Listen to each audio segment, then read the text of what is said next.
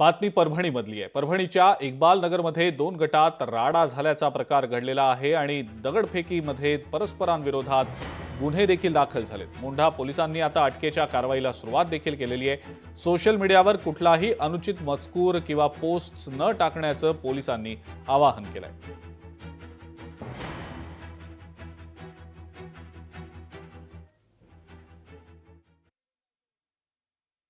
भारतीय न्याय संहिता 109 आणि भारतीय न्याय संहिता 118(2), त्याच पद्धतीने भारतीय न्याय संहिता 189, 190 याप्रमाणे तसेच अॅट्रॉसिटी ॲक्ट प्रमाणे परस्पर विरोधी गुन्हे दाखल करण्यात आलेले आहे आणि अटकेची प्रक्रिया चालू आहे।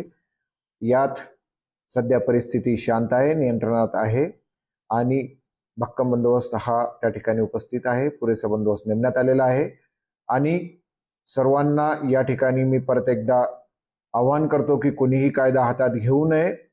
जर कोणी कायदा हातात घेत असेल तर कठोर कारवाई होईल।